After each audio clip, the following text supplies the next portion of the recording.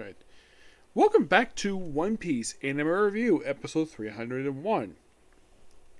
This I'm viewing the 1065th episode of the series, Destruction of the Alliance.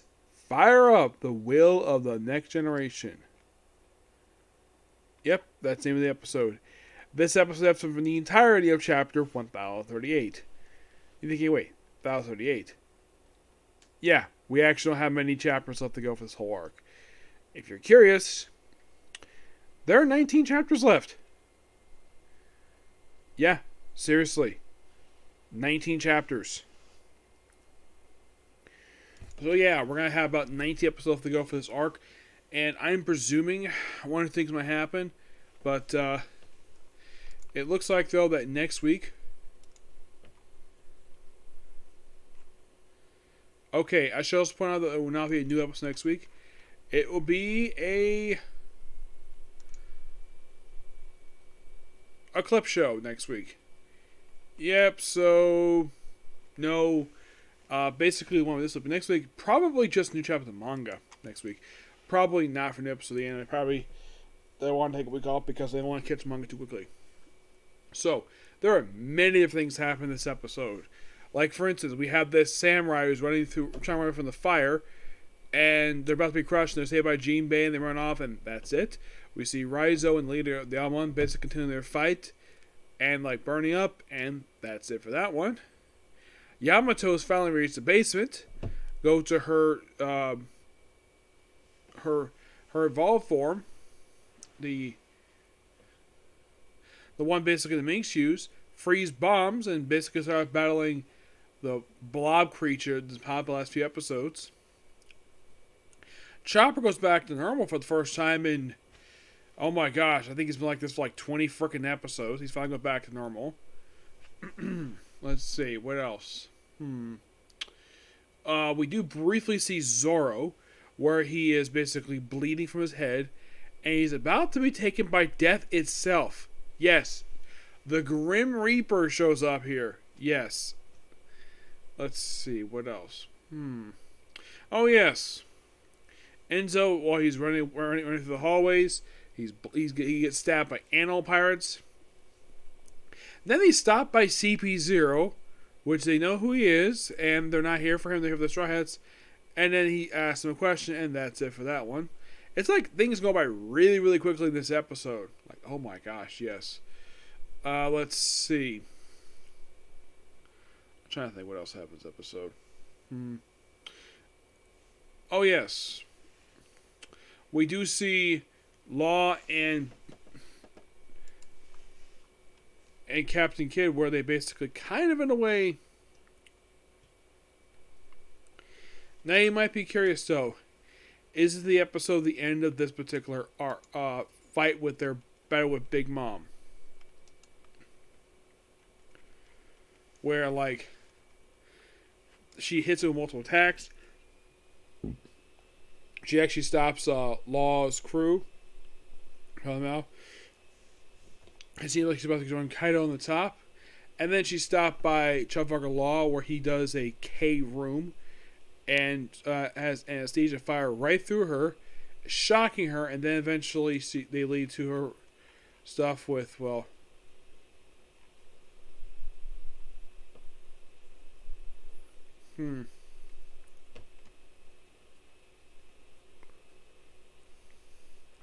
So...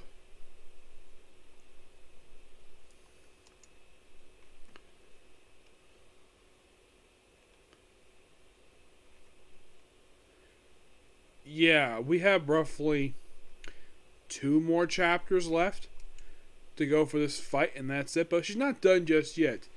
I'd say she's down, but not down for the count. Let's see. I think that's it. Yeah, stuff was going by this episode really quickly. Bam, bam, bam. It's 5 or 6 scenes. I think the reason why they're just slowly wrapping up this particular arc.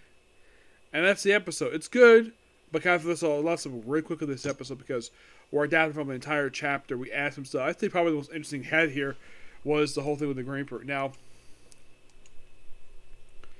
what is anything they did add here? Well, ends up being injured by pirates. Chopper going out to check on Law and Kid, and the Grim Reaper stuff. Now, this chapter here, we're talking about new chapter manga. By the way, we have this cover image of the Straw Hats. Looks like they're in a garden someplace. Yep. Now, this newest chapter, this is chapter 1086, known as The Five Elders.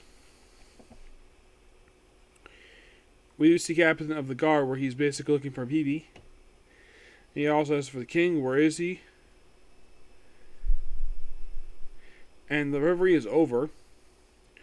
And Warpool basically is on Morgan's ship. Like, conscious, it belongs to Angus Kingdom. It's Angus' ship, Morgan's. Yep, basically the titular of Morgan's. Yep. And apparently also Bonnie's there. Sabo's there too on a different ship. Where he's like wounded. Of course, they're looking for Sabo because they're blaming him for what happened to Cobra, despite the fact he didn't do it. And by the way, we found something interesting about the 5 elder idiots. So as for Sabo, another bears check of fate. What is it, Great Umu? Umu speaks more. I wish to use Vegapunk's creation, Mother Flame. Indeed, if we will not know if Azuto was tested.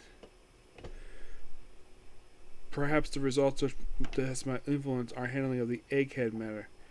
A test on forest land will do out in the barren open sea. The West Kingdom. There are too many people there. It is no matter. Very well. The waters, the creator wills it. Why choose Lucia? It is close.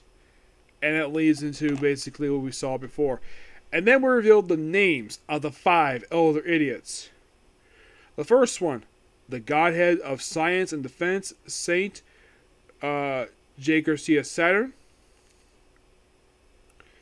Next one is the Godhead of Environment, Saint Marcus Mars.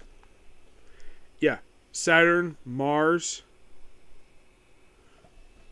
And the other 3, the one who's bald with a big thick mustache, that's the Godhead of Justice, Saint Topham Warkery, probably take on Mercury.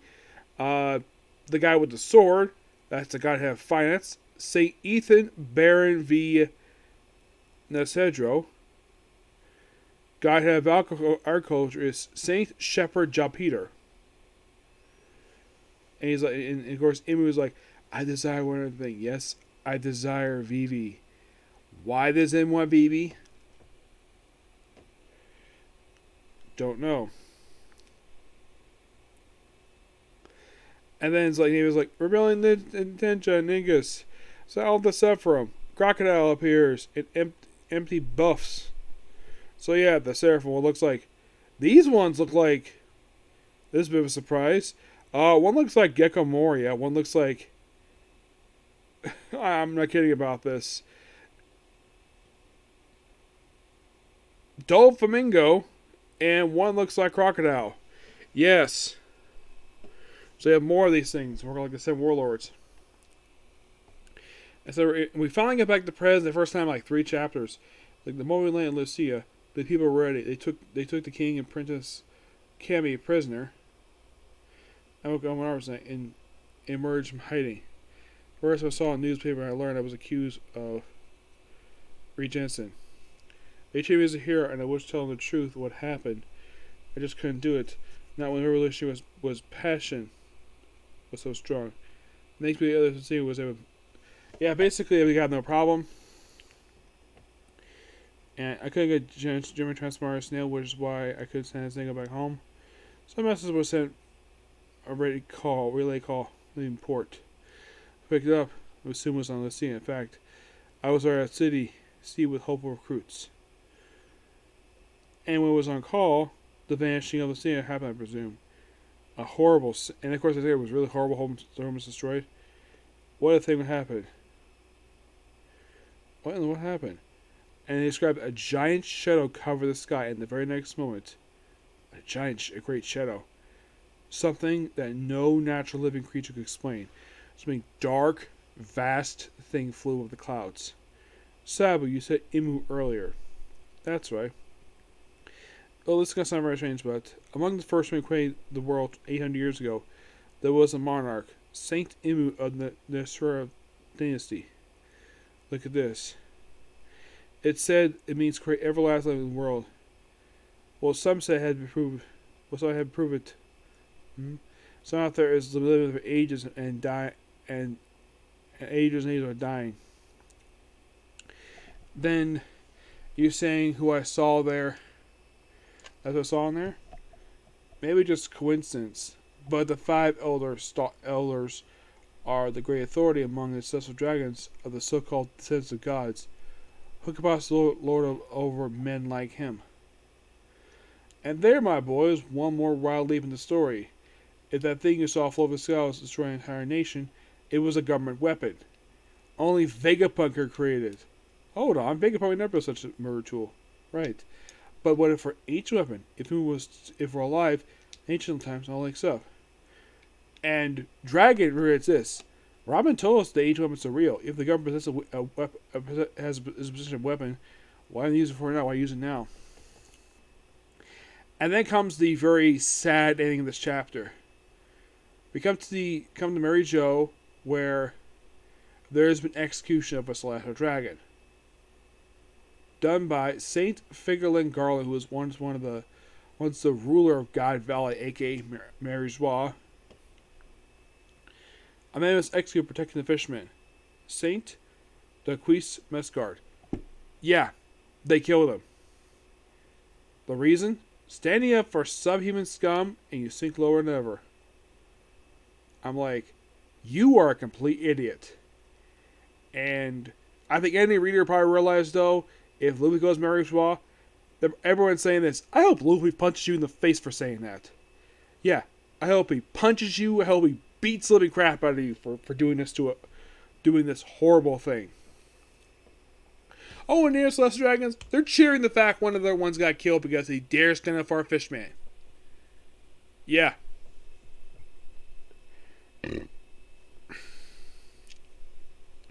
Oh yeah, by the way, they complain, we have no food, no bread, only cake to eat. Yeah. So, there was a price to pay for the guy for saving a fishman. He got killed. I'm like, they made him human. And apparently, oh no, you can't be their view of a human. We have to be our view of a human. We have to pick our nose because we're complete morons. We can't breathe the same air to them because we're complete morons. That's basically how the Celestial Dragons are written. And it's such a good thing too. If anybody's ever seen the Sabaody Park, you be smiling every single time you see Luffy punch one of these guys. Yeah, he punched one in the face. And the Navy was called on him. And the thing is, he got cheers for that. Because the Celestial Dragons are complete morons. I'm sure probably Oda created these guys based on how some rich people are in Japan. That's presuming. It's like, oh, I'm so high, you're down below you. That's how the Celestial Dragons basically are. They think they're above everybody because they live in Mary Joie. Yep. But yeah, that's particularly a particular view. Next up, it's going to be a review for Black Clover, and then it's on to Demon Slayer. Okay, next video. Bye.